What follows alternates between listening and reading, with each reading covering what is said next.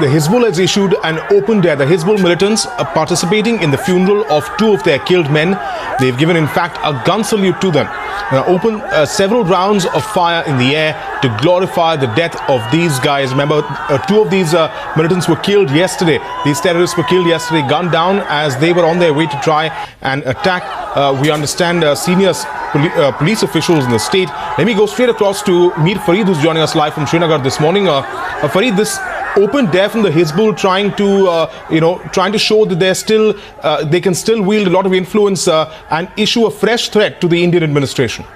Well, absolutely. This is an open dare by the Hizbul Mujahideen glorifying the sacrifice of two of their men who were killed yesterday in an encounter in Patgampora. Again, that was an attempt by the Hizbul to target some top police officers of South Kashmir to carry out a sensational strike just before the elections to spread fear.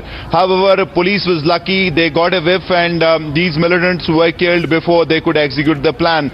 Now, while the funeral of these two militants, both of whom are locals, one top Hizbul commander including Rais, who's also known as Kachru, as the funeral procession was on, Hizbul militants joined this funeral procession late in the night, and these visuals, which Times Now has exclusively accessed, you can clearly see a close-up visual of a top Hizbul Mujahideen militant who's being pushed up on the dais, and he opens a volley of AK-47 fire in the air to give a gun salute to these two slain militants. While this was something that was reported in the past as well, while every time a Hizbul or a Lashkar militant was killed during their funerals, there were reports that militants did show their presence, opened fire. But this is the first visual proof of something of this kind of nature happening, and that of course also means that this is an open dare. This is trying to glorify the death of these militants.